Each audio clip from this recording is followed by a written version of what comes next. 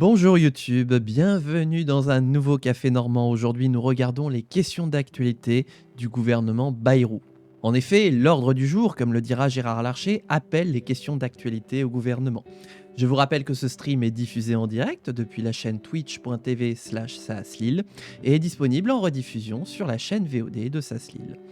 Si vous souhaitez me soutenir, je vous invite sur Twitch à me follow et à sub, et sur YouTube à mettre un pouce bleu, un commentaire, vous abonner et venir bien sûr en live sur Twitch. Je vous invite à me suivre sur tous mes réseaux pour ne rater aucune annonce. Les liens sont disponibles dans la description. Je vous demanderai de rester attentif pendant les échanges au Sénat, au respect des règles des uns et des autres dans les commentaires. Et je vous retrouve en rediffusion dès que la séance est ouverte, mais juste avant, une petite auto-promo. Est-ce que vous allez en bouffer? Hop, voilà. Si YouTube, tu regardes cette vidéo quand elle sortira, donc demain jeudi, au moment où elle sortira à 11h, je vous rappelle que nous sommes à quelques... nous sommes à J-1 du lancement de la République du RP sur Twitch, sur ma chaîne, qui alliera gaming et politique sur le jeu Lawgivers 2, une aventure roleplay et humoristique que j'entends mener. Voilà, donc si vous regardez cette vidéo au moment où elle sortira, ce café moment au moment où il sortira, rejoignez-nous sur Twitch à 14h, ça promet d'être intéressant. J'entends passer toute l'après-midi sur la République du RP, donc je prévois un petit 14-18. Je parle pas de guerre mondiale, hein, je parle bien d'horaire, de 14h à 18h. Pour faire la présentation de la République du RP, l'explication des règles et bien sûr le lancement, le premier crash test pour voir un petit peu ce que ça va donner. Voilà donc un petit peu pour le programme, donc venez nous rejoindre. Plus on sera de fous, plus on rigolera. Vous l'audience, vous cher public de YouTube comme de Twitch, mais surtout de Twitch du coup, vous aurez l'occasion d'influencer ce qui se passera pendant le live. Donc c'est l'occasion de venir me rejoindre en direct. Voilà. Et tout de suite, nous n'avons pas de présidence du Sénat, donc je vais utiliser la nouvelle émote que nous avons créée sur la chaîne. Une raison de plus de venir nous rejoindre sur Twitch. Mais voilà, l'émote de Gérard Larcher avec l'horloge, voilà, pour inciter au respect du temps de temps de parole, inviter à être à l'heure. Le Sénat est en retard, mais c'est pas grave. Voilà, et bah écoutez, je mets une petite pause dans la VOD et je vous retrouve dès qu'on a des images de l'hémicycle du Sénat. A tout de suite YouTube. On a les images, c'est parti pour les questions d'actualité au gouvernement. Ah, mais on n'a pas Gérard Larcher. On a les images, mais on n'a pas Gérard. Mais n'oubliez pas qu'on a maintenant l'émote Saas Larcher. Donc YouTube, venez sur Twitch, comme ça vous pourrez utiliser l'émote Saas Larcher. Voilà. Et signaler que le Sénat est en retard. Voilà. On a de la musique? Enfin non, je veux dire, on a le son? Non, il n'y a pas de musique. Merci Cristal. Ah. Le retour me dit qu'on a du son, mais moi je l'entends pas dans mon casque. Fred Acid qui s'approprie l'émote. Elle a même pas une demi-heure l'émote et ça y est, elle est déjà utilisée, voilà. J'espère que vous avez préparé votre bingo politique pour l'occasion. Le but c'est quand même de rigoler aussi un petit peu tout en faisant un petit peu de pédagogie politique. Voilà, hop. Et voilà Voilà Gérard Larcher, donc qui prend place à son bureau, le plateau du Sénat, et il va ouvrir la séance. Première question d'actualité au gouvernement du gouvernement Bayrou au Sénat, puisqu'il a commencé l'exercice la semaine dernière à l'Assemblée nationale. Oui, c'est ça. Oui, mercredi dernier à l'Assemblée nationale. Et il le fait donc maintenant pour la première fois devant le Sénat. Donc c'est un grand moment de l'histoire politique qui s'ouvre. Enfin, ça, c'est ce qu'il aimerait que je dise, François Bayrou. Nous écoutons Gérard Larcher. Est ouverte. Ah, va y avoir une déclaration. Ah bah voilà, il vient de terminer. Bah écoutez, bienvenue à tout le monde. Merci, voilà, je vois BNZ Absolute et qui viennent d'arriver sur ce stream. Donc bienvenue à vous. Nous allons regarder les questions d'actualité au gouvernement. Je suis heureux de saluer en votre nom la présence dans notre tribune d'honneur de la présidente du Bundesrat.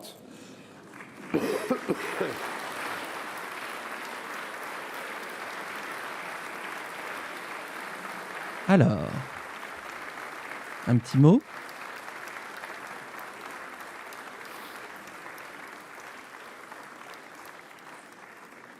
Madame Rellinger est accompagnée de notre collègue Ronan Le Gleut, président du groupe d'amitié France-Allemagne, oui. entre le Bundesrat et le Sénat, dont je salue la forte mobilisation avec les sénateurs qui sont membres du groupe en faveur du renforcement des liens avec le Bundesrat. Cette visite revêt une portée particulière puisque ce 22 Ça y est, ça part déjà en débat dans les jour commentaires. anniversaire du traité de l'Élysée, signé il y a 62 ans par le général de Gaulle et le chancelier Konrad Adenauer, et celui du traité d'Aix-la-Chapelle. Eh bien, il y a un sacré fanboy, hein, dis donc. Emmanuel Macron. C'est assez rare de voir les gens qui soutiennent François Bayrou. C'était en 2019. J'ai tenu à ce que la visite de la présidente Rellinger ait toute sa place en cette année où nous célébrons à la fois le 150e anniversaire du Sénat de la République et le 80e anniversaire, nous l'avons fait il y a quelques semaines, du rétablissement du parlementarisme par le général de Gaulle dans cet hémicycle même.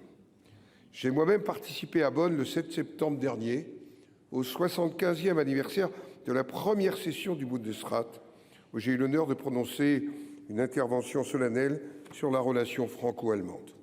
Bundesrat, il veut dire le Bundestag. Avec mon homologue de la Haute Assemblée allemande, de nombreux sujets lors de l'audience à laquelle ont pris part nos collègues Cédric Perrin, président de la Commission des Affaires étrangères, de la Défense et des Forces armées, Jean-François Rapin, président de la Commission des Affaires européennes, et bien entendu Ronan Le Gleut et Audrey Linkenheld comme président et secrétaire du groupe d'amitié.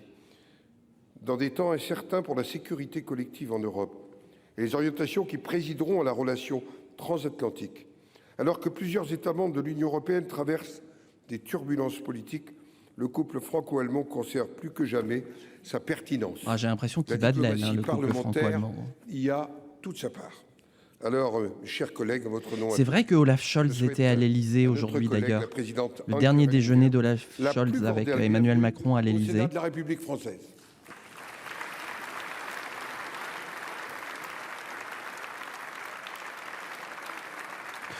Doucement BN, pas de jugement hâtif dans les commentaires s'il te plaît. Comme je le dis en intro de mes vidéos, j'invite à tout le monde à respecter les uns et les autres, les convictions mais aussi les personnes. Donc voilà, je t'adresse un avertissement, prochaine fois je prendrai des sanctions. À observer au cours de nos échanges une des valeurs essentielles du Sénat. Oui mais là on peut t'accuser, on peut t'accuser et celui du temps de parole. Et je donne immédiatement la parole à Madame la Présidente Cécile Cukierman pour le groupe communiste, républicain, citoyen et écologiste Kanaki. Vous avez la parole. Monsieur le Président, pardon, j'ai pas terminé ma phrase, mais on y va, désolé. Lors de votre première intervention devant le Sénat il y a une semaine, vous avez pointé, Monsieur le Premier ministre, un désaccord entre nous sur la question cruciale. Donc Céline Cukierman, qui est présidente du groupe CRCEK, sur les conséquences de votre et auquel c'est François Bayrou qui va lui répondre. Merci Bazar des Faits, oui, merci, j'ai du mal à trouver les mots, parce que j'ai plein de choses à gérer et j'ai pas l'énergie. Vous m'avez répondu avec, je dois le reconnaître, un aplomb certain, que notre pays n'en manquait pas, que seule leur inefficacité serait à pointer. Quel dogme peut aveugler au point de nier la disparition ou l'agonie de grands services publics dans nos zones rurales comme dans nos quartiers populaires? L'éloignement progressif du service public de la santé, la désertification médicale, cela vous parle-t-il? Sur cette question cruciale de la santé, n'êtes-vous pas frappé par les graves difficultés de l'hôpital public face à l'épidémie de grippe? Mettriez-vous cela sur le compte de l'inefficacité du personnel? Monsieur le Premier ministre, une question sur l'hôpital public, en charge de l'éducation sur la pandémie de grippe qui sévit actuellement. Ne constatez-vous pas les défaillances actuelles de notre système éducatif? Contractualisation à outrance, sous-paiement des enseignants, mépris des AESH, quasi-disparition. Doucement dans les commentaires. Vous prierez de réagir aux contenus qui sont dits par rapport aux orateurs et en respectant chacun d'entre vous. Et pourtant, vous maintenez quand même le cap de l'austérité. Alors oui, comme vous l'avez dit, il y a pire ailleurs, en Europe et dans le monde. Mais les services publics ont fait et feront la grandeur de la France, le ciment de notre société. Monsieur le Premier ministre, votre refus de relever le service public, confirmé par les coupes budgétaires à hauteur de plus de 10 milliards que vous tentez d'imposer au Sénat, trouve sa source dans votre blocage contre toute politique cohérente et durable de nouvelle répartition des richesses. Entendez-vous Non, c'est pas à toi que je faisais référence, bazar des faits. Hein. Pour vous répondre, la parole est à Monsieur le Premier ministre. Vous avez la parole. Bien, c'est François Bayrou qui répond, puisqu'il est président de groupe. Madame la présidente Cukierman, nous avons... Donc on va avoir certainement des éléments budgétaires, puisque le Sénat est en train d'étudier le budget. Je nie les difficultés que vous avez soulignées dans un certain nombre de secteurs. Je prends par exemple le secteur de la santé. Le problème du secteur de la santé, c'est que nous n'avons pas formé assez de médecins depuis 40 ans. Qu'un accord a été trouvé entre les gestionnaires de la sécurité sociale, l'État et les professions médicales. Pour qu'une politique, on dira malthusienne, raréfie le nombre des médecins, ce qui pouvait apporter des avantages à chacun. Mais je ne crois pas que nos services publics soient au degré de naufrage que vous avez décrit. Je pense qu'il y a énormément de volonté et énormément de soutien sur ces questions. Est-ce que... J'ai souri en vous entendant dire que nous menions une politique libérale effrénée et je vous propose de communiquer votre intervention à divers organes de presse qui ne paraissent pas partager aujourd'hui exactement votre vision. Mais je veux simplement vous dire les efforts que nous avons faits dans ce budget pour le service public. Dans le domaine de l'éducation, j'ai proposé que nous abandonnions la proposition du gouvernement de mon prédécesseur Michel Barnier sur les 4000 professeurs. Ah oui, les 4000 suppressions de postes. Je n'ai pas caché au Sénat, puisque c'est ici que j'ai fait cette annonce, je n'ai pas caché au Sénat que le problème, c'était les difficultés de recrutement des enseignants pour des raisons que vous avez soulignées pour un certain nombre d'entre elles. Et par exemple, les conditions d'exercice du travail et de salaire des enseignants. À France Travail, nous avons annulé la suppression proposée de 500 postes.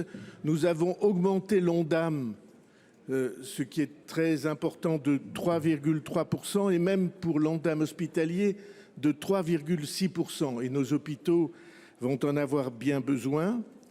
Nous avons, dans le domaine de la justice, acté une augmentation de plus de 1500 effectifs dans le budget.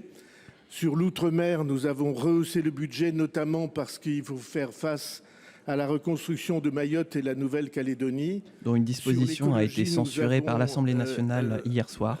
Proposé un amendement, accepté un amendement de hausse de 150 millions.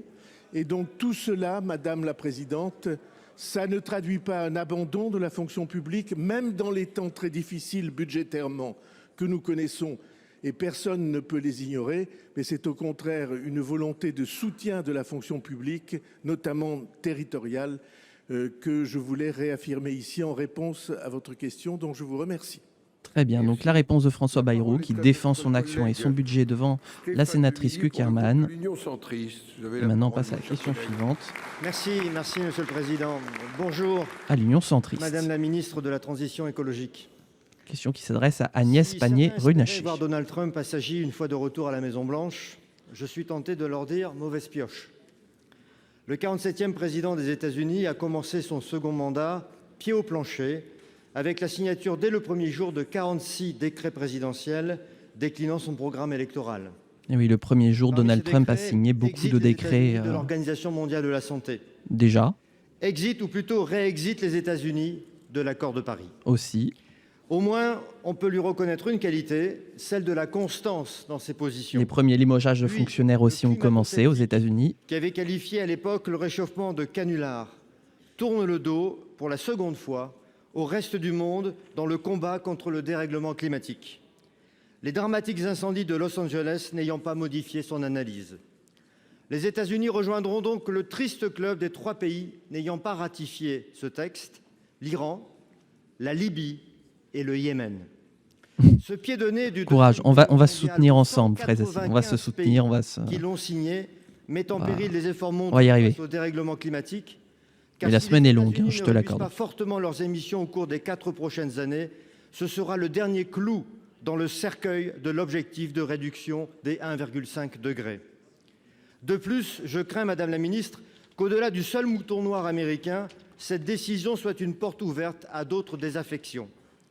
Merci, Madame la Ministre, de nous faire part de votre analyse sur le sujet et de nous dire les mesures diplomatiques que vous envisagez de prendre, d'une part, pour contrecarrer cette triste décision, et d'autre part, pour éviter c'est pas à moi de que ce répondre. club des 4 ne grossisse. J'anticipe demain, voilà, je suis déjà en train d'anticiper mes réponses. Pour vous répondre, On n'est pas encore dans la République du RP, c'est demain. Pannier-Runacher. Merci, Monsieur le Président, Mesdames et Messieurs les sénateurs, Monsieur le sénateur Demilly.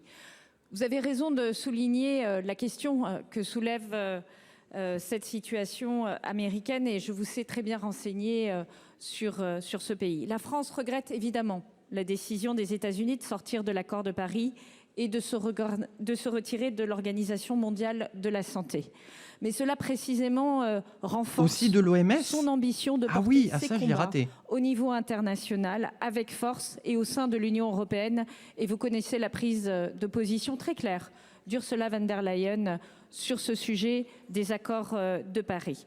Il y a 10 ans, 195 États réunis à Paris ont pris une décision historique d'accélérer de manière décisive la lutte contre le dérèglement climatique.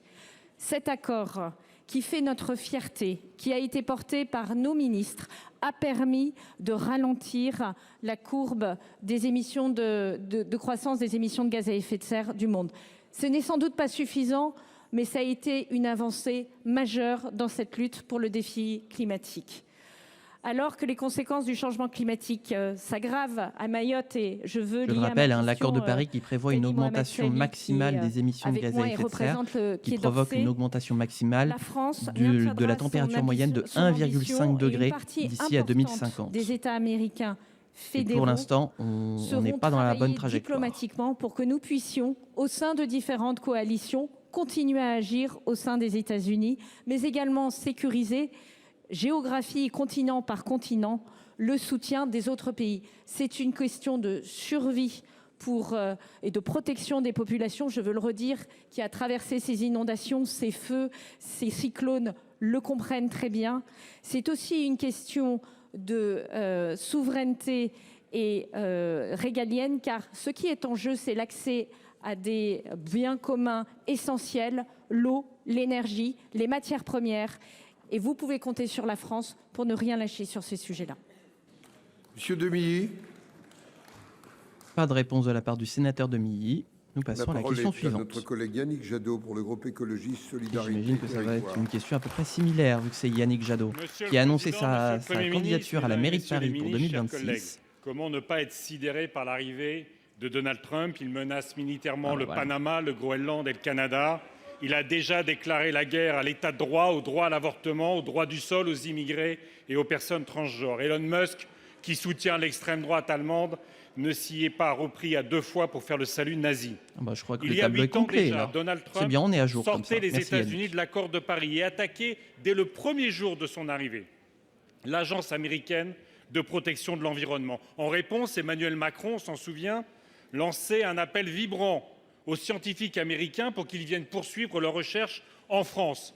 Que s'est-il donc passé en 8 ans pour que le trumpisme ait à ce point contaminé nos débats et nos politiques publiques, pour que nos chercheurs de renommée mondiale se sentent aujourd'hui méprisés? Que s'est-il passé pour que vous-même, Monsieur le Premier ministre, avec votre gouvernement, en arriviez à agresser verbalement l'Office français de la biodiversité et ses agents, alors qu'ils sont déjà agressés physiquement par certains syndicats agricoles? Que s'est-il passé pour que votre ministre de l'Agriculture soutienne publiquement l'obscurantisme et l'emmurage de l'INRAE, socle de notre recherche agronomique? Pour que votre gouvernement, et beaucoup ici, relativise la vérité scientifique de l'ANSES sur la santé humaine et environnementale? Pour que notre Assemblée en arrive à questionner l'existence même de l'ADEME et vote la disparition de l'agence bio? Alors, Monsieur le Premier ministre, Le populisme, la démagogie et les vérités alternatives détruisent la démocratie et construisent le chaos de demain. Avec le budget qui sacrifie l'écologie, avec la remise en cause de la science, des faits et du fondement rationnel de nos politiques publiques, n'êtes-vous pas en train de sortir la France de l'accord de Paris par la petite porte? Question de Yannick Jadot, donc, qui pose la question sur la place de l'État sur le financement des agences destinées à la biodiversité et l'écologie. Madame Pannier-Runacher. Merci, Monsieur le Président, Mesdames et Messieurs les sénateurs, Monsieur le sénateur Jadot. Vous m'accorderez qu'il y a un certain écart entre les propos tenus par le nouveau président américain lors de son investiture et la politique ambitieuse que nous portons en matière d'écologie. Et je veux le dire ici, puisque vous avez appartenu à un gouvernement entre 2012 et 2017 qui n'avait pas tenu ses objectifs de baisse de gaz à émissions de serre. Nous avons tenu, nos objectifs. On dirait moi quand je parle, qui mélange les mots. Et nous avons même de gaz à effet de serre. Ah non, si, c'est ça. Retard. Voilà les faits, une baisse de 30% de nos émissions de CO2 depuis 1990. Et ça, vous pouvez le mesurer, c'est le CITEPA qui le dit. Deuxième chose, vous vous interrogez avec justesse sur le niveau de notre budget. Mais puis-je me permettre de vous redire, comme je l'ai dit lundi soir, lorsque j'étais au banc pour l'examen de la mission écologique, que vous ne... Je serais tatillon, je dirais que c'est les ravages de la désindustrialisation qui fait qu'on émet moins de gaz à effet de serre. Mais derrière, on paupérise toute la population. Être absorbé par les ministères. Que lorsqu'on empêche d'avoir un budget à des ministères qui ont essentiellement des crédits d'intervention, comme c'est le cas de mon ministère, c'est 2 mois de travail où nous n'aurons pas de budget parce que des gens de votre couleur ont voté la censure. Alors, Agnès Pannier-Runacher qui renvoie la... Runacher, pardon. Excusez-moi, lapsus. Il renvoie la balle à l'opposition d'avoir censuré le gouvernement. Pour les crédits du Fonds Chaleur au niveau exceptionnel de 2024, pour renforcer de 30% les moyens du Fonds Barnier, pour ajouter 150 millions d'euros au Fonds Vert, dont une enveloppe pour le fonds vélo, pour le plan vélo, et je sais que vous y êtes attachés, pour complémenter le plan vélo qui devait être supprimé la décarbonation avec le budget Barnier. Donc, vous allez me dire que nous pouvons aller plus loin. Ma porte reste ouverte aux écologistes pour trouver un accord sur ce budget. La parole est au président Jean-François Rapin pour le groupe Les Républicains. Les Républicains, donc le groupe majoritaire du Sénat. Il va donc poser une question, il me semble. Monsieur le Président, Madame la Ministre, dans la nuit du 14 au 15 janvier, dans le détroit du Pas-de-Calais, un navire de pêche français en pleine action et en plein droit de travailler a subi une attaque préméditée et en règle d'un autre navire de pêche battant pavillon anglais. Quand je dis prémédité, c'est parce que l'approche du navire anglais s'est faite tout feu éteint et dispositif radar d'identification en rideau. Ce bateau anglais, bien plus imposant que le bateau français, a soulevé le câble de chalutage du navire français et l'a tronçonné. Cette manœuvre très dangereuse aurait pu provoquer un drame sans l'expérience et le sang-froid du pilote français. Une plainte est portée auprès des autorités françaises, mais Madame la Ministre, pouvez-vous nous préciser comment le gouvernement français compte réagir à cette violente agression auprès des autorités britanniques? Alors, qu'est-ce qui s'est passé? Nous voulons plus d'explications. La parole est à Madame Pannier-Runacher. Encore? Comme ministre de la Forêt, de la Mer et de la Pêche. Ah bah dis donc, elle a un sacré portefeuille, Agnès. Merci, Monsieur le Président, Mesdames et Messieurs les sénateurs, Monsieur le sénateur Rapin. La semaine dernière, vous avez raison, un incident grave a eu lieu entre un navire de pêche boulonnais et un navire de pêche sous pavillon britannique dans les eaux du Royaume-Uni au large du Pas-de-Calais. Cet incident aurait pu mettre en danger la vie des marins-pêcheurs des 2 bateaux, et en particulier des marins-pêcheurs du bateau français. Fort heureusement, les dégâts constatés ne sont que matériels. Est-ce que ça l'est ou pas? Je considère que cet incident est inacceptable. Nous sommes plusieurs à avoir échangé avec Monsieur José Leprêtre, le patron pêcheur en question. Et je sais combien, Monsieur le sénateur Rapin, comme votre collègue le député fait, vous êtes engagé sur ce sujet. Nous avons souvent l'occasion d'échanger sur ce sujet-là. Une plainte de l'armateur du navire de Boulogne-sur-Mer a été déposée le 17 janvier. Et je veux que la justice fasse toute la lumière sur cette affaire et détermine notamment la responsabilité de chacun. Cet incident met en évidence concrètement les conflits d'usage dans ce détroit, en particulier concernant l'accès aux eaux de pêche. Oui, voilà, du Royaume-Uni la question c'est de savoir s'il y a une priorité à droite ou pas. Quoi, voilà. Dans les prochains jours, je ne sais pas s'il y a une priorité à droite au niveau des bateaux, mais j'imagine que le problème est là. Quoi. En Manche et mer du Nord, entre bateaux de pêche, quel que soit leur pavillon. Plus largement, je verrai début février les commissaires et les ministres européens sur la question de la pêche et de la préparation de la négociation post-Brexit à venir. Et je vais être claire. Je porterai avec fermeté le maintien d'un accès de nos flottes de pêche aux eaux britanniques. C'est une question de pérennité pour notre filière pêche. Oui, parce que la pêche est une compétence partagée avec l'Union européenne. Je vous remercie. Donc la ministre n'est pas souveraine en l'État. Elle doit prendre des décisions en accord avec l'Union européenne. Vous avez anticipé quelque peu, puisque vous voyez que ma question avait un lien direct avec les négociations post-Brexit. Et je crois qu'aujourd'hui, une partie de ces négociations était basée sur ce qu'on appelle le Gentleman Agreement sur les eaux de la Manche. Mais ce Gentleman Agreement, on le voit là, c'est terminé. Il va falloir avoir un vrai plan de gestion de la Manche sur la pêche. Deuxième point, Madame la Ministre, concerne les aires marines protégées. Vous le savez, les Anglais interdisent l'accès aux aires marines protégées aujourd'hui. Et nous, en France, nous ne savons pas encore quelle est la vraie doctrine du gouvernement sur cette question. Une réunion aura lieu à Nice très bientôt. Et des dispositions seront prises pour savoir ce qui se passera. Et c'est important de savoir quelle sera la position du gouvernement sur ces questions. Ça ne concerne pas que la Manche, ça concerne aussi toutes les eaux françaises qui sont pêchées aujourd'hui. Donc, Madame la Ministre, je compte sur vous pour que, en tout cas en Manche, on puisse avoir un vrai plan de gestion de la Manche pour nos pêcheurs. C'est l'activité économique du territoire qui est en jeu. Il faut dire que les relations entre les pêcheurs anglais et français se dégradent de plus en plus. J'en entends de plus en plus parler, comme quoi il y a de plus en plus de problèmes, justement. Donc, j'ai l'impression que, ouais, on va avoir besoin d'une vraie réponse et d'une vraie harmonisation des pratiques. Ma question s'adresse à Monsieur le ministre de l'Intérieur. Monsieur le ministre, l'insécurité grandissante du fait du maintien à Mayotte de personnes en situation irrégulière suscite une vive inquiétude et entrave la reconstruction après le cyclone RDPI, Chido. donc ce sont les centristes macronistes. Alors qu'une loi d'urgence est en cours d'examen au Parlement, il est essentiel d'explorer sans délai des leviers d'action concrets et adaptés aux réalités du territoire. Vous connaissez bien la complexité de Mayotte et le titre de séjour territorialisé constitue à cet égard un outil dont les limites méritent d'être pleinement éprouvées. À l'heure où la France se répartit avec les autres États européens la prise en charge des migrants, elle refuse d'instaurer un principe de solidarité à l'égard de Mayotte afin de répartir les milliers de migrants qui accostent chaque année. Sans surprise, le cyclone Chido ne les a pas arrêtés. Les arrivées en masse en territoire dévasté se poursuivent. Cet effet de cocotte-minute a pour conséquence une augmentation significative de la violence et plus de la moitié des infractions pénales sont commises à Mayotte par des personnes en situation irrégulière. Situation dramatique encore aujourd'hui, des échauffourées ont eu lieu entre la population civile et les migrants.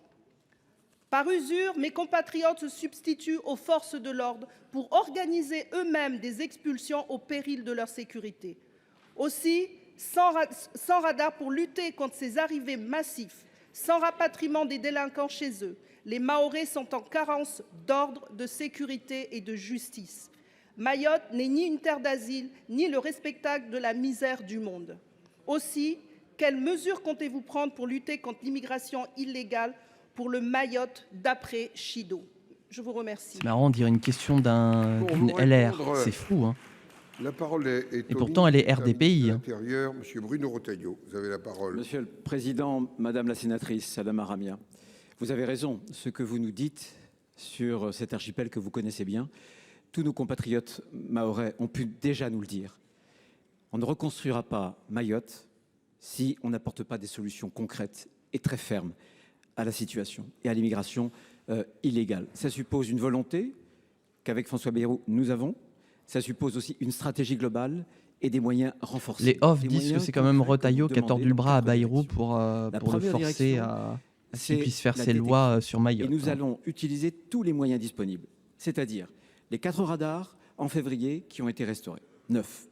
Ensuite, des moyens notamment aéronefs, avec en plus du Falcon 50 de la Marine nationale, nous aurons recours à 4 aéronefs pour la surveillance notamment, le satellite pour des balises maritimes, pour détecter les kwassa-kwassa, les drones. Donc toute la palette sera utilisée. D'abord la détection. Ensuite, il y a l'interception. Sur l'interception, on va construire une base avancée sur l'îlot que vous connaissez mieux que moi, de Samboro. Ça permettra d'aller au-devant et beaucoup plus vite des Kwassa-Kwassa. Et puis, là encore, sur le canal du Mozambique, pour faire face à l'autre voie d'immigration illégale, la Marine nationale aura une frégate avec un hélicoptère Panthère. Ensuite, après donc la détection, l'interception, il y aura aussi les moyens de l'éloignement. Sur l'éloignement, en plus du CRA, qui est désormais restauré, 136 places, nous allons construire une zone d'attente qui nous permettra, pour des individus en situation irrégulière qui peuvent être expulsés immédiatement, de les retenir dans des bonnes conditions, des conditions qui seront dignes. Et je visiterai prochainement ces pays d'Afrique qui nous envoient de façon involontaire des étrangers en situation irrégulière pour passer des accords, notamment bilatéraux. Pardon ? Ce sera fait pour pouvoir éloigner plus facilement. Et enfin, parce que je pense qu'il faut s'attaquer aux causes. J'ai bien entendu. Avec le durcissement du droit de séjour. J'ai bien entendu. Le problème aussi des frauduleuses reconnaissances de paternité. Donc, vous voyez, le gouvernement est totalement mobilisé. Nous apporterons des réponses qui seront très concrètes à une question, vous l'avez souligné, qui est brûlante.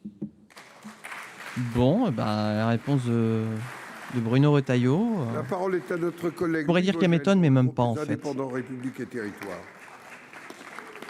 Non, mais toujours, voilà, reporter la faute sur les autres plutôt que de l'assumer. Ma question s'adresse à Monsieur le garde des Sceaux.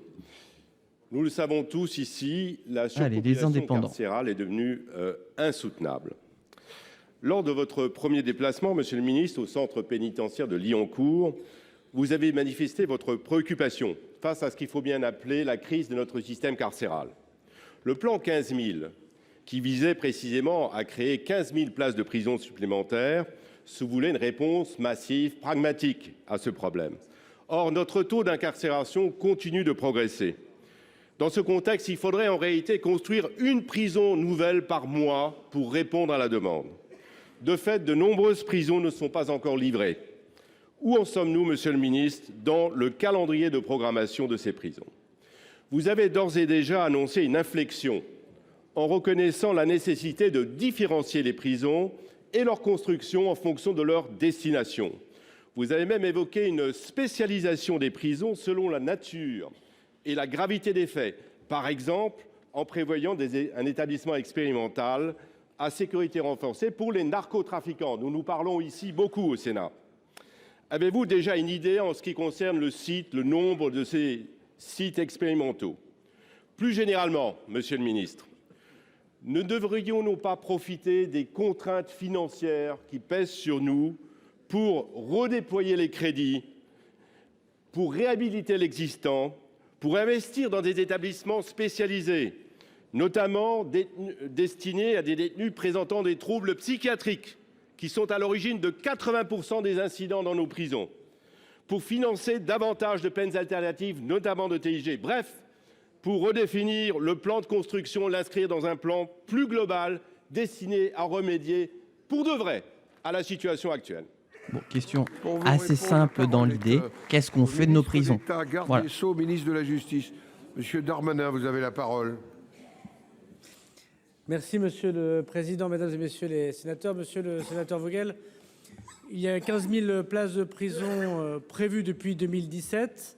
Le gouvernement en a construit un peu plus de 6 500 places en brut, puisque en net, soutiré des places qui ont été supprimées pour indignité, et une partie de ces places continue à être indignes, c'est en fait 4 500 places de plus qui ont été construites depuis 7 ans. Ce retard, il a plusieurs raisons, vous le savez. Le fait de ne pas trouver toujours des lieux, et nombreux élus locaux souhaitent des prisons, mais pas chez eux, vous le savez bien. Le fait d'avoir des longueurs de construction qui est imputable au ministère de la Justice. Nous mettons 7 ans en moyenne pour construire une prison, ce qui est évidemment inacceptable, parce que nous construisons toujours la même prison pour tout le monde, vous l'avez dit. Et puis d'autres difficultés sur lesquelles je reviendrai si vous le souhaitez, mais qui tient notamment à notre incapacité française à faire confiance aussi aux projets des élus locaux. Un certain nombre sont bloqués depuis très longtemps. Oui, mais je croyais que les élus locaux n'en voulaient pas. Vous avez parfaitement raison de dire, monsieur le sénateur, qu'il faut discriminer, différencier les lieux de détention. Ce n'est pas la tradition française, et donc les détenus.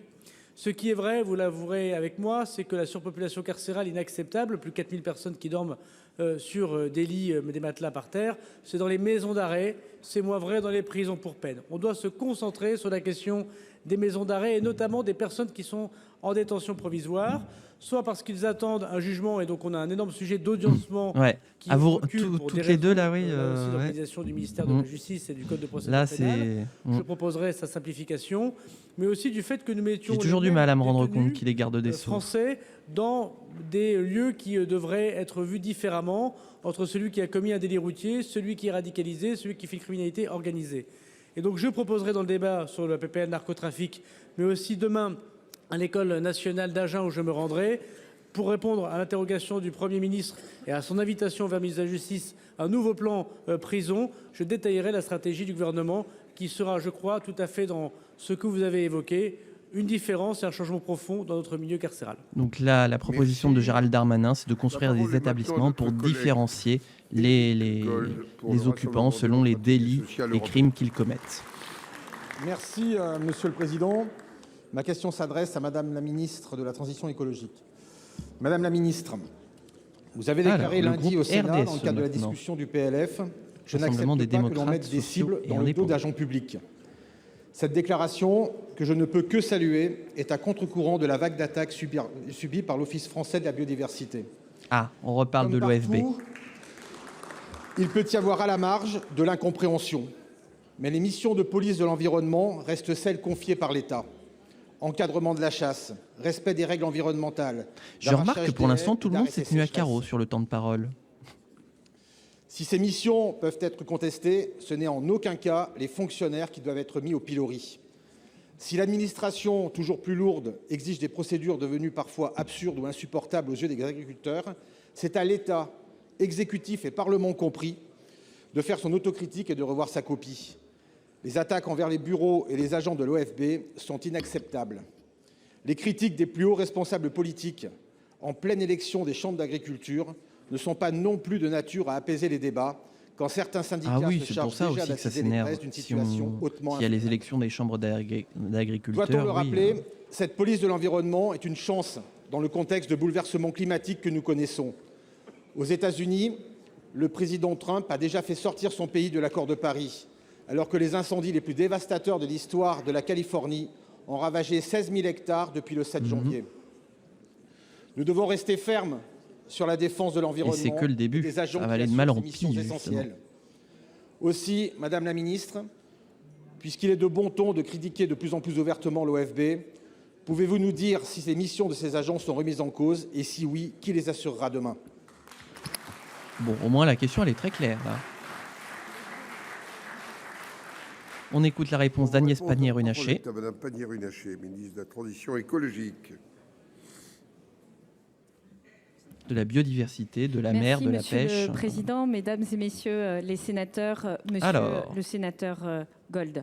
Je vous remercie pour votre question qui me donne à nouveau l'occasion d'exprimer dans cet hémicycle mon soutien le plus ferme aux agents de l'Office français de la biodiversité, qui sont en première ligne dans la protection de notre environnement. Ça aurait été étonnant qu'elles disent pas l'inverse. La protection de la qualité de notre eau. Mais du coup, comment elle se positionne par rapport à Anne Genetet qui a accusé l'OFB? Ce sont des agents publics curieux de voir ça. Qui exercent des missions de police au même titre que la police, la gendarmerie ou la répression des fraudes et à qui nous devons le même niveau de reconnaissance.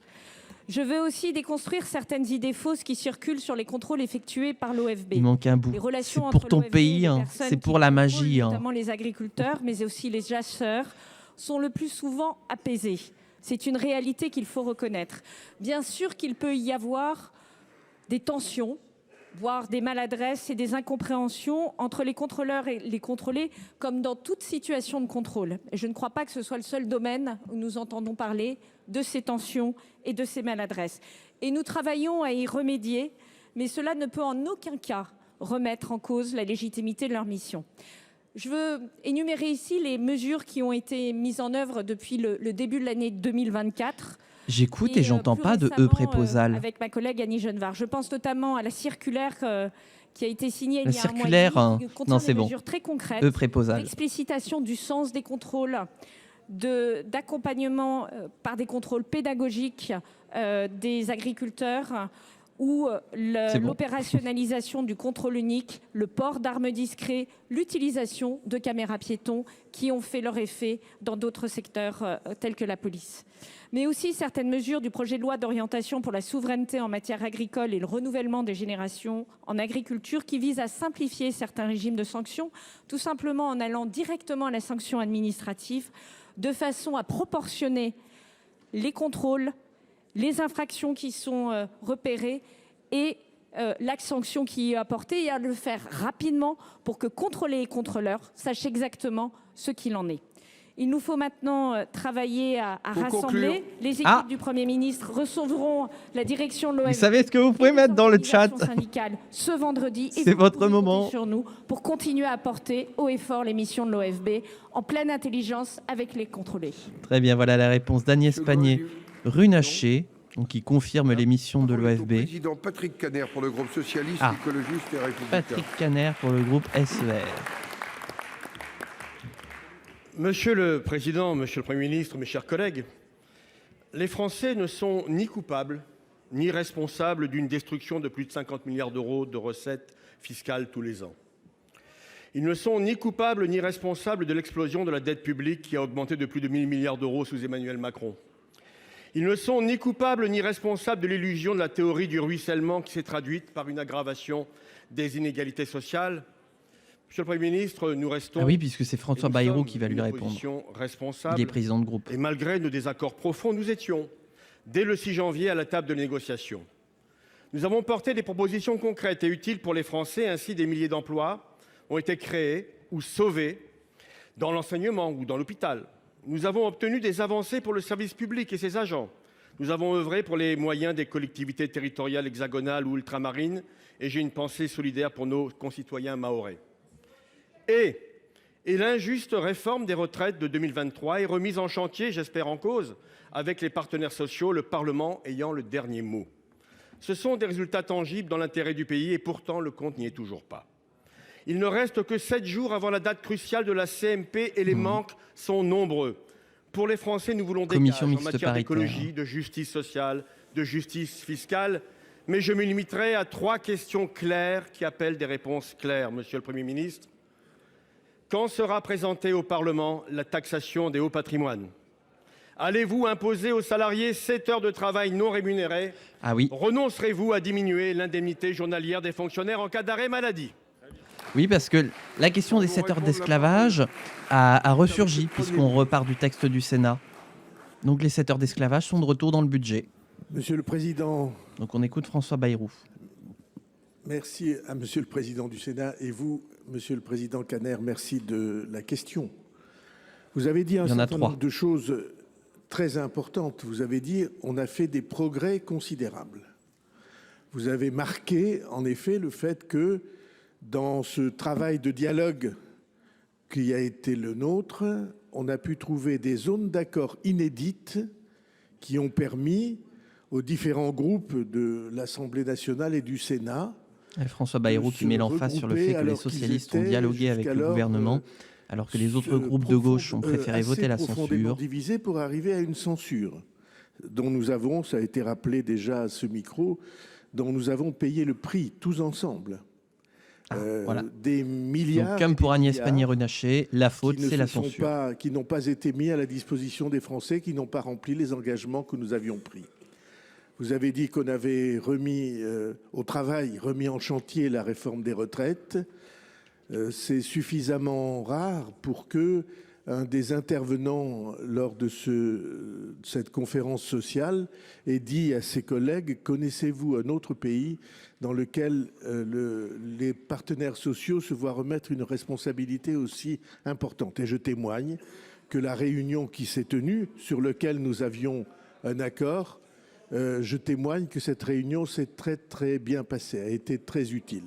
On a trouvé des chemins d'accord sur le budget, l'augmentation de l'Ondam que je citais tout à l'heure, la restauration des postes à l'éducation nationale que je citais aussi, et un certain nombre d'autres avancées. Est-ce que pour autant la question du défi budgétaire qui nous est posé est réglée? Est-ce qu'il existe un puits sans fond dans lequel on pourrait aller rechercher des crédits pour répondre à toutes les autres questions? Non. Je ne crois pas qu'on puisse dire qu'il suffit de tirer des chèques pour que notre pays résolve les questions qui sont devant lui. Alors il y a une de ces questions que vous avez évoquées, qui sont les jours de carence. Deux mesures avaient été proposées et adoptées par le Sénat, par votre Assemblée. Une de ces mesures, c'était par votre Assemblée. Permettez-moi de ne pas faire de tri à l'intérieur des sénateurs, c'est le vote du Sénat. C'est le vote du Sénat.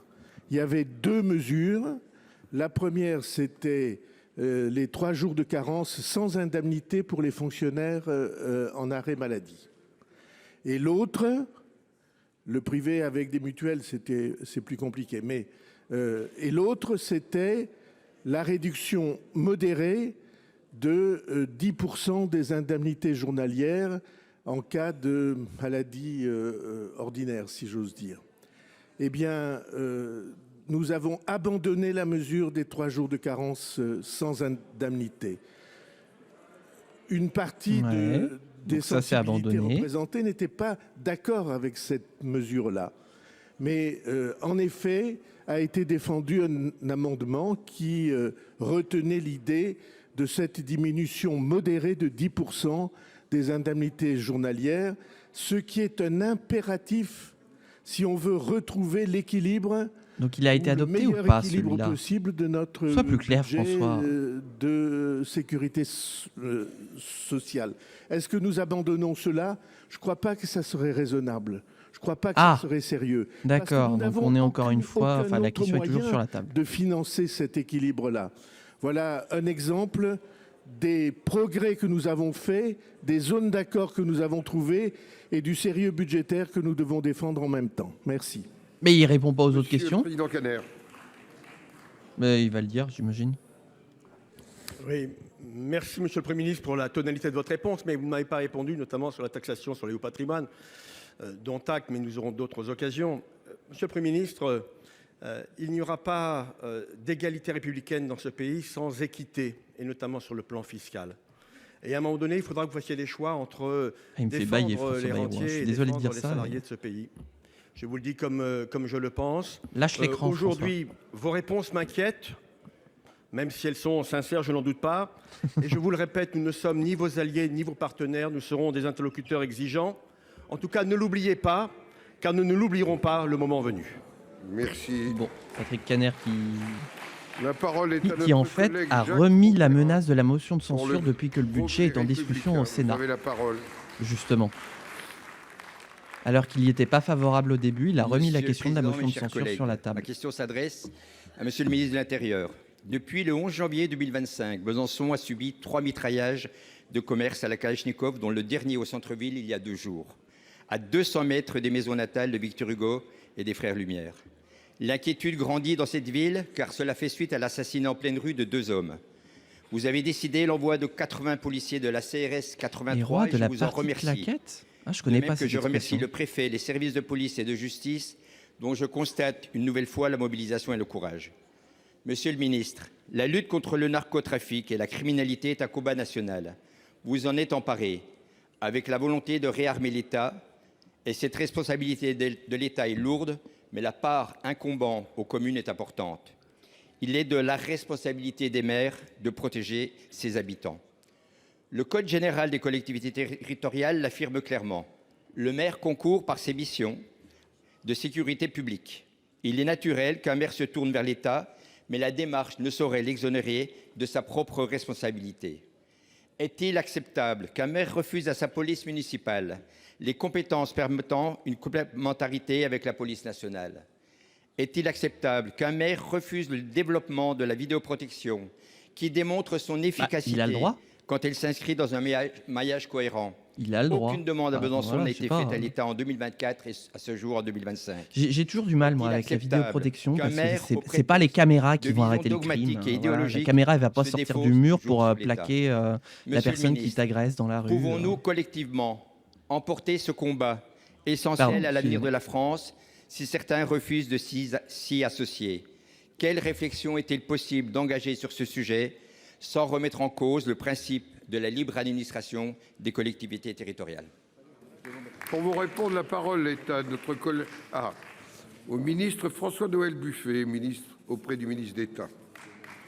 Oui, mais c'est quoi ces missions? On se pose la question depuis tout à l'heure. Monsieur le sénateur. Il fait quoi, Jean-Noël Buffet? Peut-être rappeler dans votre question d'abord les faits et ensuite une réponse sur le fond, sur les questions que vous avez posées. C'est le 18 janvier dernier à 1h40 que les policiers étaient avisés d'un coup de feu sur la façade d'un restaurant. Peu après ce premier appel, il n'y a même pas son nom ici, Vicos, pour des coups de feu entendus près d'un garage. Le gérant du dit garage déclarait que les tirs sur son établissement pouvaient être en lien avec le procès ayant eu lieu récemment à Besançon, dans lequel un membre de sa famille avait été tué par erreur. Le 21 janvier dernier, les résultats balistiques permettaient de faire un rapprochement précis entre ces deux faits et d'autres tirs survenus la même nuit sur une autre commune, notamment contre un commerce. La gérante a précisé que son mari, actuellement incarcéré pour association de malfaiteurs, passait en jugement ce lundi 21 janvier et elle supposait elle-même un lien avec les violences du 18 janvier dernier. L'enquête, naturellement, se poursuit. Il faut rester prudent à ce stade car les pistes de règlement de compte liées au narcotrafic n'est pas confirmée au moment où je vous le dis. Mais ces tirs d'armes sur des commerces interviennent sur fond de trafic de stupéfiants. Ça paraît quand même malgré tout un élément de fond. Et un trafic en augmentation depuis 2017, amenant des actions de plus en plus violentes. Vous savez que beaucoup de villes de France sont aujourd'hui touchées par ce fléau et qu'il est nécessaire évidemment de mener une lutte acharnée. C'est ce qui a été engagé évidemment par Bruno Retailleau et moi-même qui l'accompagne aujourd'hui. Mais je voudrais saluer d'ailleurs la première étape importante qui va nourrir un débat important la semaine prochaine dans cet hémicycle. C'est le fameux rapport de messieurs Durin et Blanc, ici dans cette maison, et qui donne lieu à une proposition de loi, est débattue le 28. Mais sur d'autres questions, le continuum de sécurité, la complémentarité entre les polices municipales et la police nationale, les droits qui peuvent être donnés en plus à la police municipale, font l'objet du Beauvau des polices municipales, que nous avons relancé, pour lequel nous aurons des conclusions assez rapidement et probablement des propositions législatives qui viendront avant l'été. Finalement, il élude la question, hein. C'est l'impression que j'en ai. Non. La parole est à notre collègue. Moi, il a esquivé, là. Pour le groupe socialiste, écologiste et républicain. Et je sais toujours pas ce qu'il fait. Il y a un ministre de l'Intérieur, pourquoi il y en aurait deux? Monsieur le Président, Mesdames, Messieurs les ministres, mes chers collègues, ma question s'adresse au ministre de l'Europe et des Affaires étrangères. L'arrivée de Donald Trump à la Maison-Blanche est une source d'inquiétude pour nous, Européens, et fait peser de sérieuses menaces sur les relations transatlantiques et les équilibres commerciaux mondiaux. La machine protectionniste américaine est relancée, menaçant de déclencher une guerre commerciale avec l'Union européenne puisque le président américain menace de taxer les importations de produits européens. Les États-Unis sont le premier pays partenaire vers lequel l'Union européenne exporte dans le monde. Concrètement, pour la France, cela va concerner l'aéronautique, les médicaments, l'agriculture et singulièrement la viticulture. Si les risques d'une guerre commerciale sont évidents, l'Europe doit aussi se demander si cette crise n'est pas l'occasion de renforcer son autonomie stratégique vis-à-vis des États-Unis en matière d'énergie carbonée notamment. Dans ce nouveau contexte, comment le gouvernement, aux côtés de ses partenaires européens, entend-il se positionner pour être le moteur d'un commerce international équilibré et respectueux des accords de Paris ? Pour vous répondre, la parole est au ministre délégué chargé des partenariats internationaux de la francophonie, Thani Mohamed Soilihi. Merci, Monsieur le Président. Mesdames et Messieurs les sénateurs, Madame la sénatrice Karine Daniel, je voudrais continuer. Je crois que c'est un nouveau venu, Thani Mohamed Soilihi. Et resteront un partenaire important pour la France comme pour l'Europe, avec lequel nous ne pouvons que travailler étroitement sur tous les sujets. Nous avons déjà l'expérience de cette administration. Il est clair que le président Trump cherchera à pousser son avantage sur un certain nombre de sujets, parfois brutalement, mais nous serons fermes. J'ai vraiment l'impression qu'il va essayer de mener des guerres et pas que commerciales avec les autres continents. Grâce à l'impulsion donnée par le président de la République depuis 2017, L'Europe dispose de tous les outils pour se défendre contre les pressions commerciales, il y a Rachida Dati vous ne la voyez pas. Et assurer notre souveraineté numérique. Pardon, L'unité vous l'avez européenne raté. et Il y avait Rachida Dati derrière moi, là, qui était gaulerie. Je rappelle que nous sommes un marché de 450 millions de citoyens qui peut tout à fait décider de son avenir. Pour cela, il faut s'affirmer et c'est le message que la France porte. Nous sommes capables de résister aux pressions commerciales et aux pratiques déloyales. L'Europe l'a montré sur les véhicules chinois. Nous disposons d'un instrument anti-coercition et il appartient à la Commission de l'activer si nécessaire, puisque c'est elle qui a une compétence exclusive en la matière. L'Union européenne doit aussi faire un effort spécifique pour améliorer sa compétitivité et développer de nouveaux partenariats. Nous ne sommes pas opposés par principe aux accords commerciaux. Nous regardons au cas par cas le résultat des négociations en fonction de nos intérêts. C'est la raison pour laquelle, par exemple, nous sommes opposés à l'accord UE-Mercosur qui, en l'état, n'est pas satisfaisant. Vous le voyez, et qui pourtant a été adopté. Plus que jamais, face au retrait américain, la France est attendue et sera à la hauteur de ses responsabilités pour relever les défis. Le ministre appelle à une réponse européenne puisque c'est une compétence exclusive de l'Union européenne. Plus que de retrait, nous constatons plutôt une offensive américaine. Mais merci de ces précisions, mais on constate que pour l'instant, la réponse française et européenne est plutôt confuse. Regretter la sortie de l'accord de Paris et proposer l'augmentation des importations de gaz issus de fracturation repousse, vous l'admettrez, les limites du « en même temps ». Alors que tous les capitaux américains, publics et privés, vont être au service de l'administration Trump-Musk, nous savons que les exportations et la compétitivité de la France de demain, ce sont les investissements d'aujourd'hui. Cette semaine, votre gouvernement, soutenu par la majorité sénatoriale, a raboté les crédits de France 2030, des universités, de la recherche. Voilà la réponse de la Startup Nation à l'investissement américain de 500 milliards de dollars en faveur de l'intelligence artificielle. Nous appelons la France au sursaut, nous appelons l'Europe au sursaut, il faut nous ressaisir. La parole est à notre collègue. Après, de l'autre côté, le Sénat, il a raboté tous les crédits du SNU. Et ça, franchement, c'est une bonne nouvelle. Merci, Monsieur le Président. Voilà. Enfin, moi, personnellement, je trouve que c'est une bonne nouvelle. Il n'y a plus un rond pour le SNU. Avec ma collègue Marie Mercier, nous souhaitions vous interroger sur les violences urbaines qui ont embrasé ce week-end le quartier des Saugerats à Mâcon en Saône-et-Loire. 3 bâtiments communaux, sportifs ou sociaux ont été détruits, des véhicules ont été incendiés, les forces de police attirées dans de véritables guet-apens. Les dégâts sont estimés à plus d'1 million d'euros. Monsieur le ministre, ces émeutes exaspèrent la population. Ces attaques de nos biens communs révoltent leurs usagers. Ces dégradations désespèrent le contribuable. D'autant plus que les précédentes émeutes de l'été 2023 ont laissé la ville de Mâcon sans solution satisfaisante d'assurance de ses bâtiments communaux, les franchises dépassant désormais 2 millions d'euros par site. Au dire du préfet de Saône-et-Loire et du maire de Mâcon, notre ancien collègue Jean-Patrick Courtois, ces actes interviennent sur fond de narcotrafic. Des tags ont été retrouvés à proximité. J'aime bien les sénateurs LR qui ont tous le même mot à la bouche, narcotrafic. C'est vraiment devenu un effet de mode. Dans notre pays, à exiger des locaux communaux pour se livrer à leur commerce et embrasent un quartier face à la résistance courageuse et légitime des pouvoirs publics.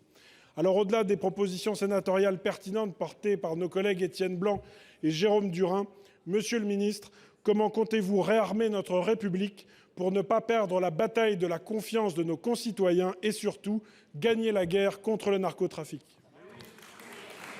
Pour vous répondre, la parole est au ministre auprès du ministre d'État, ministre de l'Intérieur, Monsieur François-Noël Buffet. Mais qu'est-ce que tu fais, François-Noël? Mesdames les sénatrices, messieurs les sénateurs, monsieur le sénateur jeunesse et sénatrice Marie Mercier, je ne reviens pas sur les faits eux-mêmes, si ce n'est peut-être pour rappeler que c'est une cinquantaine d'individus qui ont érigé des barricades, qui ont évidemment incendié les véhicules, saccagé les bâtiments, vous l'avez rappelé. Situation extrêmement tendue, les forces de police ont dû travailler jusqu'à 5 h du matin pour ramener le calme, bien évidemment. Des arrestations ont eu lieu, les personnes ont toutes été placées en garde à vue et les procédures judiciaires sont en cours. Et je voudrais simplement peut-être dire que le ministre de l'Intérieur, ministre d'État Bruno Retailleau, a envoyé immédiatement des renforts de police sur le terrain pour tenir la situation pendant au moins une durée de 10 jours, que naturellement notre collègue François Rebsamen a eu aussi notre j'allais dire notre ancien collègue, mais votre ancien collègue Jean-Patrick Courtois, maire de Mâcon, sur cette situation. Sur le fond, cela vient malheureusement en plus de ce que je viens de dire à monsieur Grosperrin. La situation du narcotrafic est présente sur l'ensemble du territoire, y compris dans toutes les communes, qu'elles soient grandes, petites ou moyennes. Le fléau est là. Le premier point, c'est d'abord saluer la mobilisation des services de police, quels qu'ils soient, pour pouvoir lutter immédiatement dans les situations que nous connaissons. La deuxième chose, évidemment, nous comptons beaucoup sur le texte qui va venir devant la Haute Assemblée la semaine prochaine, qui va donner des outils supplémentaires, des outils juridiques, pas seulement, des outils de caractère pénal également, pour pouvoir lutter contre ce phénomène qui n'est pas un phénomène, qui est en réalité une lutte de très très haut niveau, absolument nécessaire. Donc on va travailler là-dessus, ne rien lâcher, conforter l'idée que j'ai évoquée tout à l'heure de la complémentarité entre les polices municipales et les polices nationales. Ce sera aussi là une évolution législative obligatoire, et donc se mobiliser de partout, en tout temps, en tout lieu, pour lutter contre les violences d'une manière générale, mais l'ultra-violence. Je crois qu'on a dépassé parfois le niveau de violence. On est passé à l'ultra-violence, où la vie aujourd'hui n'a plus de prix, elle ne compte plus. Ce qui compte simplement, c'est l'argent lié aux narco-stupéfiants. Merci. Monsieur Genet. Merci, Monsieur le Ministre, pour ces précisions. Je voudrais m'associer à l'hommage que vous avez rendu aux forces de sécurité, parce que la coopération Encore une fois, j'ai l'impression qu'il a éludé la question. Les policiers, les gendarmes, les sapeurs-pompiers, les services d'après-préfecture. Bon retour parmi nous, Fazacide. Et j'en appelle vraiment au gouvernement, Monsieur le Premier ministre, pour que nous puissions vraiment épauler ces collectivités qui aujourd'hui se retrouvent sans solution d'assurance. Il ne faut pas que les collectivités soient victimes de la double peine, c'est-à-dire à la fois les dégradations et le défaut d'assurance. Je vous remercie. La parole est à notre collègue, le président Jean-François Longeot, pour le groupe de l'Union centriste. Merci, Monsieur le Président, Monsieur le Premier ministre, Mesdames et Messieurs les ministres, mes chers collègues. Ma question s'adresse à Monsieur le ministre de l'Économie, des Finances et de la Souveraineté industrielle et numérique.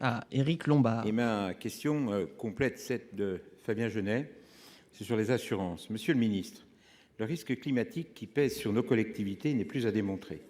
C'est une réalité qui se manifeste chaque année par des événements de plus en plus fréquents et de plus en plus dévastateurs. Ces phénomènes climatiques représentent une menace croissante pour les infrastructures publiques. Or, de plus en plus de collectivités se trouvent aujourd'hui dans l'incapacité de souscrire une assurance. Les primes d'assurance contre les risques climatiques, qui ont en moyenne augmenté de 90% entre 2024 et 2025, ont atteint des niveaux prohibitifs pour plus de 1500 communes. Les conséquences d'une telle augmentation sont désastreuses pour nos collectivités. Plusieurs d'entre elles se retrouvent exclues du régime d'indemnisation des catastrophes naturelles, pourtant ultime rempart contre les aléas climatiques. Nos territoires d'outre-mer sont en première ligne face aux effets du dérèglement climatique. L'intensité des cyclones atteint désormais des niveaux records. Le territoire métropolitain n'est pas en reste non plus. Le 1er janvier dernier, le maire de la commune de Breil-sur-Roya a dénoncé par l'absurde l'incapacité à s'assurer en interdisant par un arrêté les catastrophes naturelles sur son territoire. Oui, je m'en souviens. Si ce dernier exemple prête à sourire ou à pleurer, il traduit en creux l'effondrement du principe avait envoyé un message politique, socialisation des risques. Pourtant, au fondement de nos régimes d'indemnisation, l'État ne peut se satisfaire de cette situation et son intervention se justifie afin qu'aucune collectivité ne soit laissée dans l'impasse. Monsieur le ministre, quelles solutions envisagez-vous pour permettre à toutes nos collectivités de se couvrir contre les risques climatiques? Je vous remercie. Pour vous répondre, la parole est au... Question très intéressante. Madame la ministre. Pour le coup, moi, je la trouve vraiment intéressante. On va écouter la réponse d'Agnès Pannier-Runacher. Merci, Monsieur le Président, Mesdames et Messieurs les sénateurs, Monsieur le Président Longeot. Votre question porte sur les difficultés que rencontrent certaines collectivités territoriales pour s'assurer face aux risques climatiques. Ces difficultés sont réelles. J'ai pu le constater sur le terrain à la suite des inondations qui se sont produites dans le Pas-de-Calais entre novembre 2023 et janvier 2024. Je pense notamment à la commune de Blandec, dont l'assureur a exigé une franchise de 500 000 € pour cette commune de moins de 5 000 habitants. Je pense également, et vous le citez également, à Breil-sur-Roya, dont le contrat d'assurance a été annulée unilatéralement par son assureur en 2024. Ces situations qui ne sont pas acceptables et qui interrogent sur le mode de fonctionnement du régime assurantiel applicable face aux risques climatiques dans un contexte de dérèglement climatique. J'ai engagé des travaux avec la Caisse centrale de réassurance afin de recenser ces zones où il ne serait plus possible d'assurer sur un modèle classique d'assurance. Et nous engageons des réflexions pour trouver des autres solutions et faire évoluer ces modèles. Cela supposera évidemment de la solidarité au niveau de l'État. Ce sujet est une priorité du gouvernement. C'est aussi la raison pour laquelle le fonds Barnier augmente de 75 millions d'euros, malgré un cadre budgétaire très contraint, et le fonds vert qui accompagne l'adaptation au changement climatique est renforcé. J'invite les collectivités qui ne trouvent pas d'assureur à se rapprocher du Bureau central de tarification, qui est l'autorité administrative en charge de garantir l'accès aux assurances obligatoires. C'est ce qui a permis de débloquer le 15 janvier dernier des assurances obligatoires, la situation de Breil-sur-Roya. J'allais dire, oui, au-delà de la couverture des risques, nous devons aussi les prévenir. Si on a de plus en plus qui n'ont pas d'assurance. L'adaptation au changement climatique que j'ai présenté et de la mission adaptation qui est au travail pour accompagner les collectivités locales.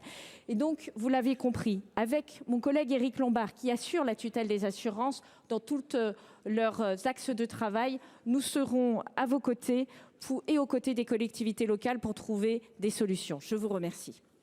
Très bien. Donc voilà la réponse de la ministre. La parole est à notre collègue Henri qui rappelle donc notamment les assurances obligatoires et qui envoie des préconisations aux collectivités locales. Monsieur le Président, Mesdames, Messieurs du gouvernement, mes chers collègues, ma question s'adresse à Monsieur le ministre de l'Intérieur. Monsieur le ministre, les Français nous observent. Ils sont exaspérés. Ils voient se répéter des comportements qui bafouent nos lois, menacent notre sécurité. Il parle du gouvernement, là. Notre souveraineté. Désormais, ils attendent des actes forts. Les appels à la haine, à la violence et au meurtre diffusés par certains influenceurs algériens résidant en France ne sont pas de simples provocations. Ce sont des actes de déstabilisation, une menace directe pour notre sécurité intérieure.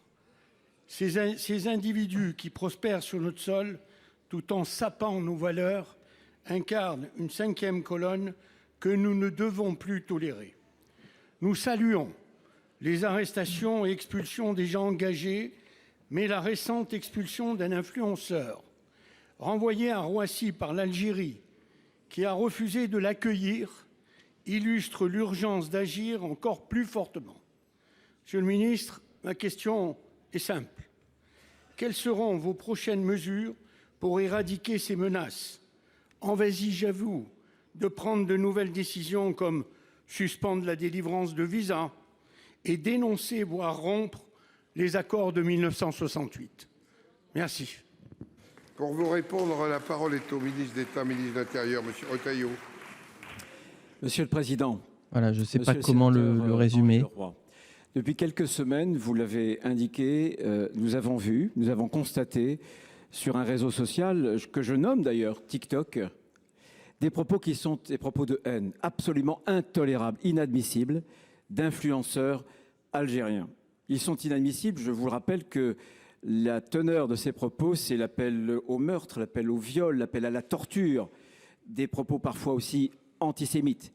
Vous nous appelez à des actes fermes. Ces actes, nous les avons posés.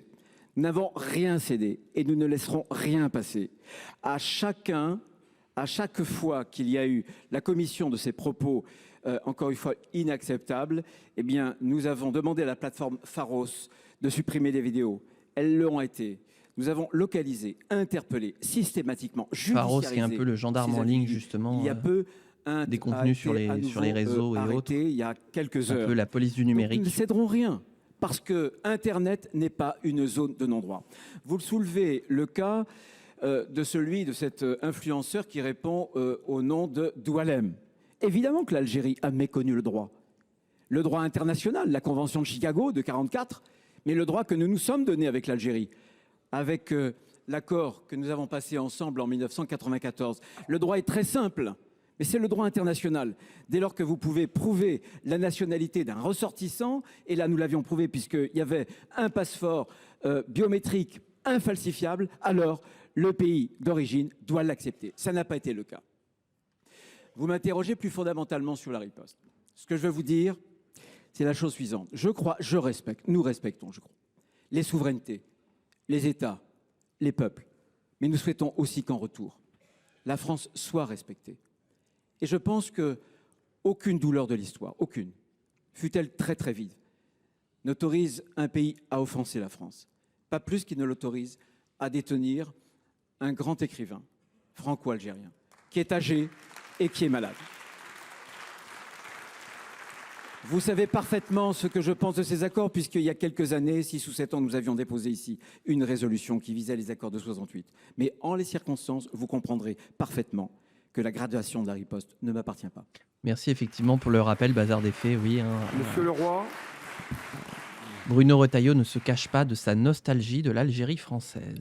Oui, monsieur le ministre, merci de ces précisions que je suis sûr n'êtes pas le seul à attendre. De nombreux Français, de sondage en sondage, le pourcentage augmente des Français qui s'en émeuvent de cette situation. Vous avez pris le sujet à bras-le-corps. Mais enfin, c'est les sondages d'opinion. Je ne vais pas commencer à expliquer pourquoi c'est de la merde, mais c'est de la merde. Ces accords de 68, c'est une insulte à la France par rapport de la situation actuelle. Merci. La parole est à notre collègue Mickaël Vallet pour le groupe socialiste, écologiste et républicain. Alors. Merci, Monsieur le Président. Dans l'affaire des données des centrales nucléaires françaises, qui a menti? Amazon a-t-il menti sur son offre initiale? Le gouvernement a-t-il menti devant la représentation nationale? Je compte que vous puissiez nous éclairer aujourd'hui. Petit rappel des épisodes précédents. Il y a 10 mois, dans les questions au gouvernement, j'interrogeais votre prédécesseur sur la volonté d'EDF de confier à Amazon l'hébergement des données relatives au renouvellement des pièces de nos centrales nucléaires. Ah bon? Madame la ministre chargée du numérique a répondu en affirmant, je la cite, que cette expérimentation ne porte pas sur des données sensibles. Fin de citation. On parle quand même de nucléaire. Un contrat estimé à 860 millions d'euros, ça valait effectivement la peine d'être précisé. Or, la presse nous apprend récemment que cette expérimentation aurait pris fin, faute d'avoir obtenu d'Amazon la garantie que les données seraient hébergées en France et qu'elles ne seraient pas transmissibles à des services américains, ce qui signifierait donc que ces données étaient bien sensibles. Cette affaire est sérieuse et je demande au gouvernement 2 réponses précises. Primo, confirmez-vous les informations rapportées par le Canard enchaîné sur les nouvelles exigences d'Amazon? Secondo, le gouvernement a-t-il, oui ou non, menti sur la sensibilité de ces données? Le technocapitalisme états-unien pose à notre pays un défi inédit.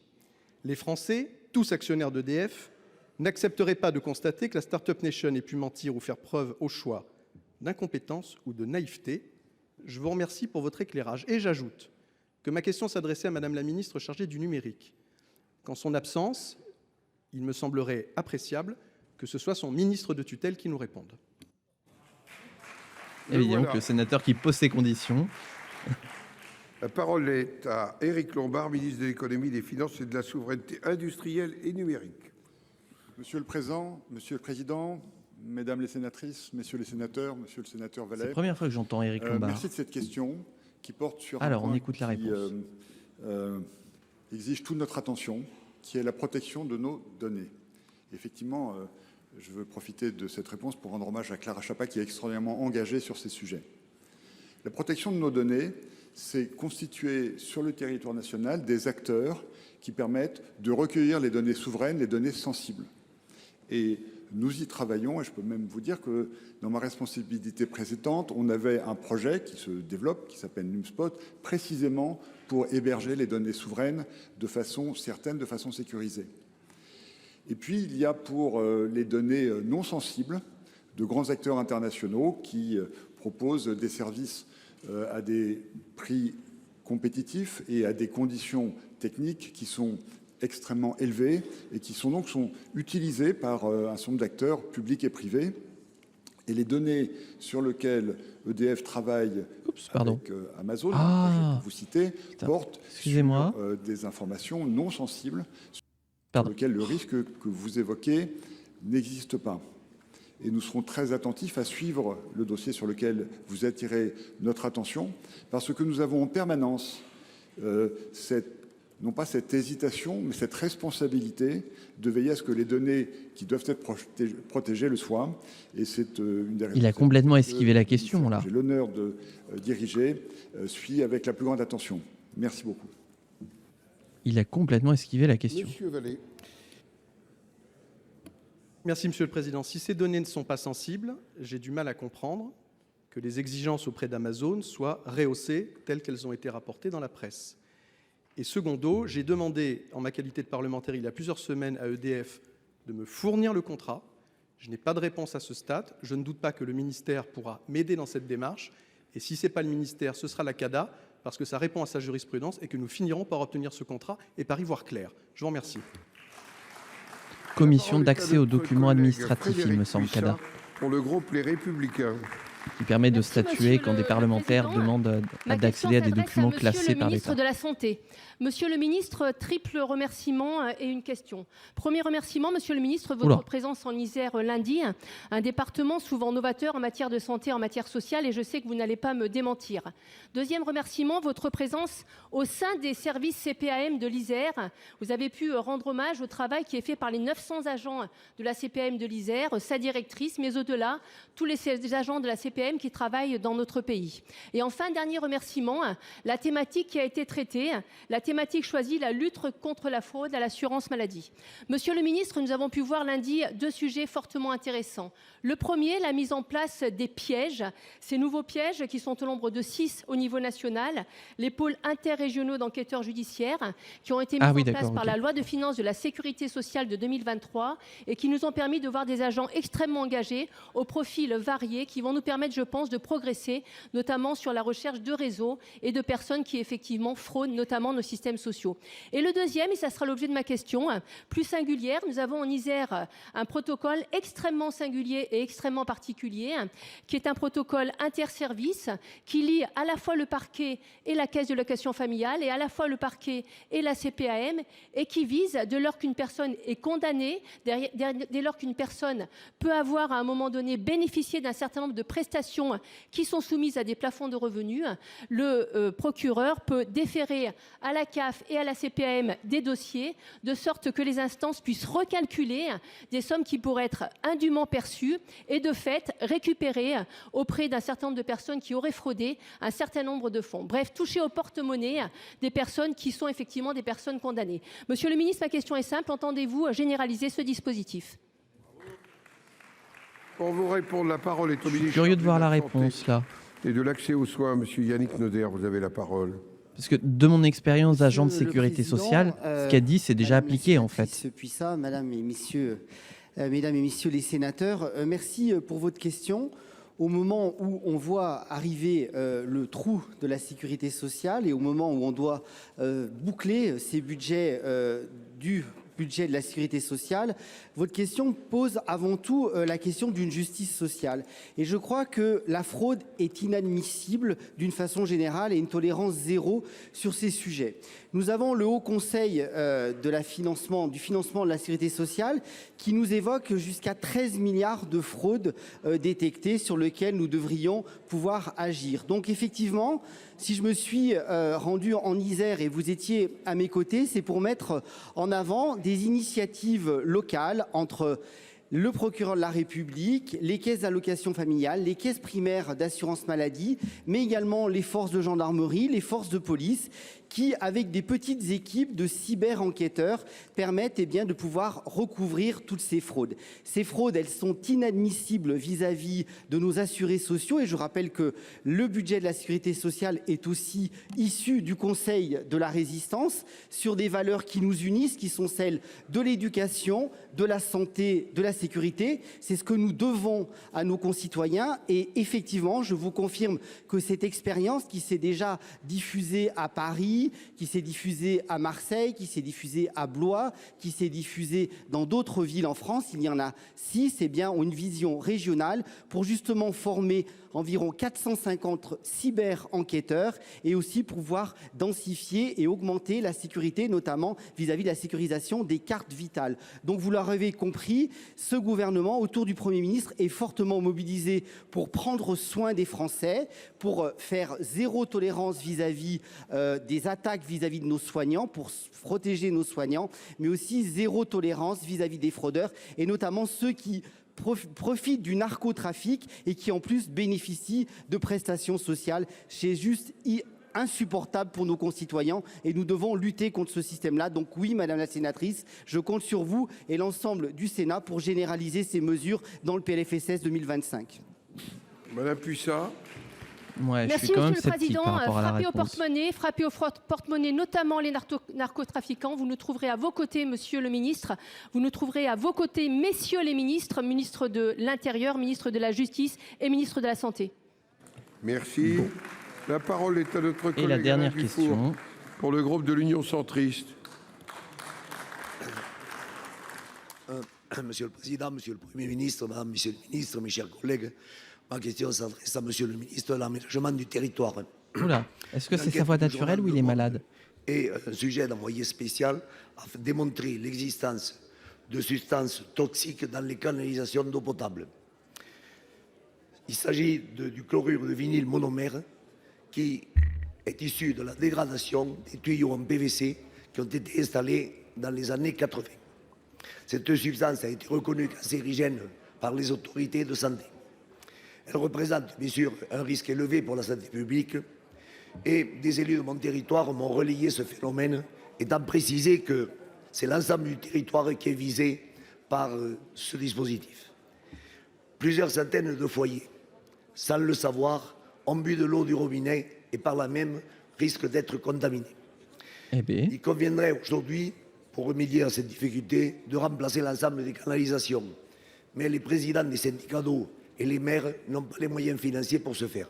Alors, Monsieur le Ministre, pouvez-vous leur apporter aujourd'hui une réponse? Je vous remercie.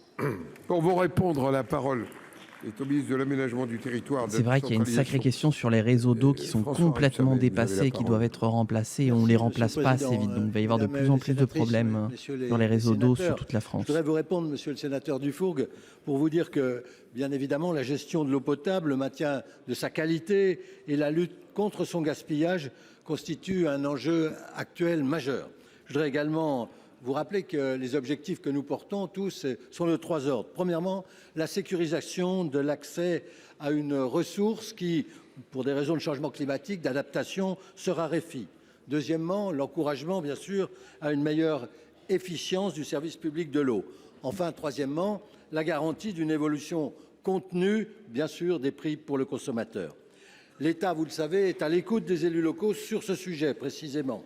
En témoigne le travail qui a été réalisé avec le Sénat pour assouplir les dispositions d'une loi et faire le pari de la différenciation territoriale. Vous évoquez, Monsieur le sénateur, le sujet du financement du remplacement des canalisations d'eau potable en raison de la présence de chlorure de vinyle monomère. Ce rapprochement, je le dis ici, cette problématique de celle du dépassement du niveau de concentration maximale de nitrate dans l'eau, assez identique dans certaines communes rurales, en raison, il faut le dire, soit d'un défaut d'investissement des protections des sources, c'est-à-dire des puits de captage, soit de défaut d'investissement dans l'assainissement. Sur ces sujets, il est évident que les investissements réalisés peuvent dépasser les moyens de certaines communes isolées de petite taille. Tout d'abord, je vous le dis, la mutualisation des moyens techniques et financiers des collectivités, même si elle n'est plus obligatoire, je le sais, peut être un des leviers d'amélioration de la maîtrise des réseaux de distribution d'eau potable et d'assainissement. Ensuite, Monsieur le sénateur, l'État, par l'intermédiaire des préfets, mais également, vous avez évoqué un problème de santé et donc des agences régionales de santé et des agences de l'eau, établira une cartographie nationale, je le dis bien, du phénomène et une estimation des coûts. Il conviendra donc, le cas échéant, d'apporter un appui aux collectivités qui seraient incapables de réaliser les investissements nécessaires. J'ajoute que chacun, et vous le savez, prendra sa part sans remettre en cause le principe de la compétence des collectivités territoriales auxquelles elles sont très attachées dans ce domaine. Je vous remercie. Monsieur Dufourcq. Oui, Monsieur le ministre, vous ne répondez pas à ma question précisément. Je dois vous dire également que cette question écrite avait été déposée à votre ministère au mois d'octobre dernier sans aucune réponse. Néanmoins, je vois que quand vous voulez, monsieur le ministre, vous savez faire de la politique, et de la politique politicienne aussi, en mettant de côté certains partis politiques et par là même en banalisant des millions de Français. Aujourd'hui, je vous demande tout simplement de savoir quelles mesures vous allez prendre pour que nos concitoyens puissent boire enfin une eau propre, une eau responsable, pour leur fournir tous apaisement, car je suis vivement interrogé sur ce dossier. Merci. Merci. Monsieur le Premier ministre, Mesdames et Messieurs les ministres, merci. Nous en avons terminé avec les questions au gouvernement. C'est la fin des questions d'actualité au gouvernement. Les prochaines questions d'actualité au gouvernement auront lieu le mercredi 29 janvier. La semaine prochaine. Je vais suspendre la séance. Vous pouvez réserver votre mercredi. À 16h45 pour la suite de l'examen du projet de loi de finances pour 2025. La séance est suspendue. Et nous, notre live va continuer. On va débriefer. Alors attendez, où sont mes écrans? Ah, c'était là. Ah, pré-live. Non, mais non, plus besoin du pré-live. Tac, voilà. Hop, la séance est suspendue, mais pour nous, elle est surtout... Ouah, c'est blanc. Et surtout terminée. Bon, qu'est-ce que vous en avez pensé? Alors, on va faire un début de débrief et puis on va continuer quand on aura terminé la VOD. En tout cas, j'espère vraiment, moi, que cette VOD va pas se faire strike. Parce que la dernière fois, la seule fois d'ailleurs que je m'étais pris un strike, c'était parce qu'il y avait une minute de silence à l'Assemblée nationale. Donc là, j'espère que je me ferai pas strike en mettant la vidéo en ligne ce soir et surtout demain, parce que ça arrive un peu après. Voilà, donc j'espère que je vais pas me prendre un nouveau strike. Voilà. Mais sinon, voilà. On aurait eu pas mal de questions donc, sur la grippe, sur beaucoup de questions sur les États-Unis, les différentes positions politiques, le retrait de l'accord de Paris, sur la guerre commerciale, etc. Qu'est-ce qu'on aura eu d'autre? L'attaque d'un navire anglais aussi, enfin l'attaque entre guillemets quoi, parce que est-ce que c'est intentionnel ou pas? Justement, ce sera à la réponse européenne d'en tirer les conclusions qui s'imposent. La prise en charge des migrants à Mayotte, la surpopulation carcérale, les différentes attaques contre l'Office français de la biodiversité, les compromis trouvés sur le budget 2025, la criminalité à Besançon et ailleurs. Les assurances pour les collectivités locales qui font face à des impératifs, à des catastrophes climatiques, la situation vis-à-vis des influenceurs qui tiennent des propos inacceptables, on va dire en l'état,